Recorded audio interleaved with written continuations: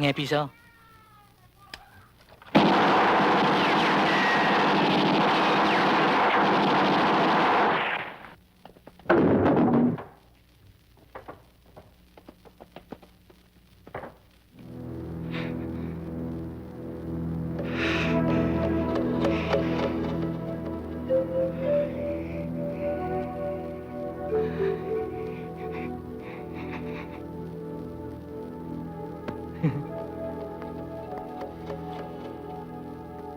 Pahinging piso.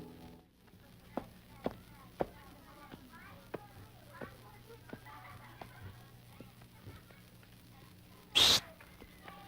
Psst. Nghe piso. Nghe piso.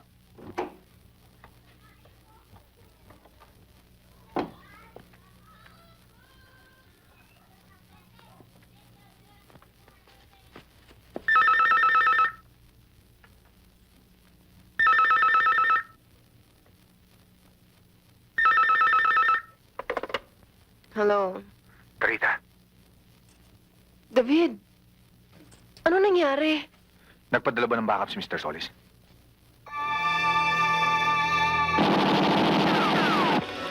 David! Ano nangyayari dyan, David?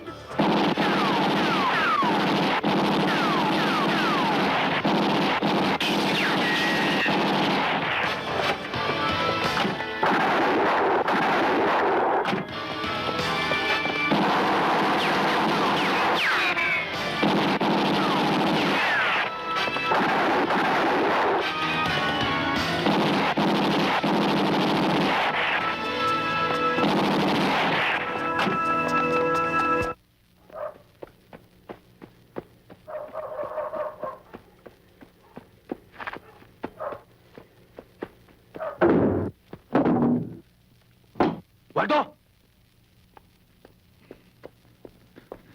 Waldo! David, May tama ako. ano nangyari sa'yo?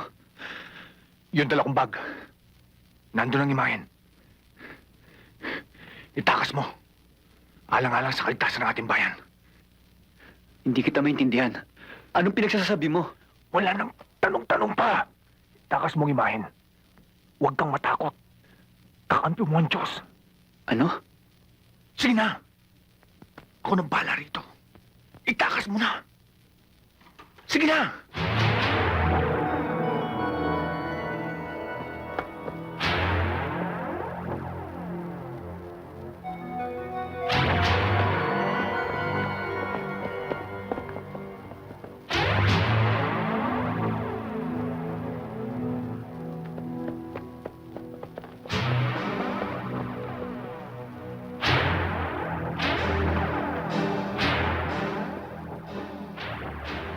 Isang bagay lang ang hindi mo dapat makalimutan. Wala kang dapat pagbigyan niyan kundi si Mr. Solis. Nandyan, sa loob ng bag kung saan mo siya makukontak. Sige, lakad na.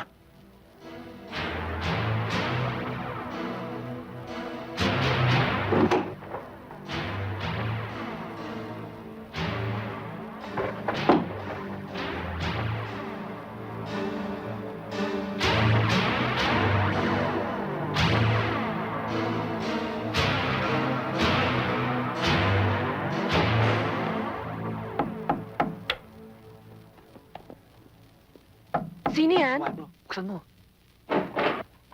Oh. Bakit? Gabi na. Aalis muna ako. Ikaw na munang bahala kay David. Bakit? Anong nangyari? May gulo na naman ba? Hindi ko maintindihan, Tina. Pero babalik ako. Magpapaliwanag ako. Basta't ang importante, babalik ko tong imahin sa taong binanggit sa akin ni David. Anong imahin? Anong pinagsasasabi mo? Tsaka na tayo mag-usap. Basta't kahit anong mangyari, babalik ako. Sige.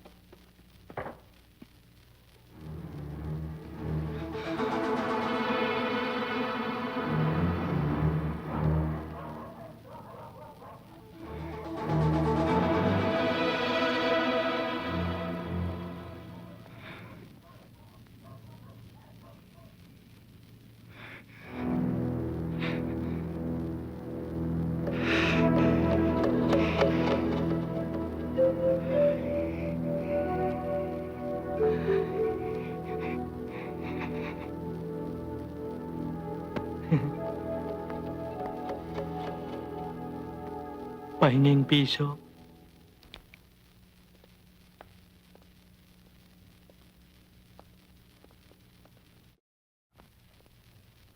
Hindi ito ang imahe na ipinahahanap ko sa inyo.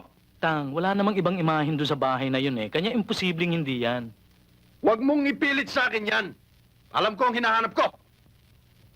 Kung napatay si David at hindi yan ang imahin, nasaan? At kanino niya binigay? Tang, baka naman naunahan lang tayo ni Solis. Kung nasa kanya, tsak na nasa kamay na natin ngayon. Kaya't nasisiguro kung hindi nakarating kay Mr. Solis ang imahen. Ang magiging problema, baka kung saan na ilagay ni David.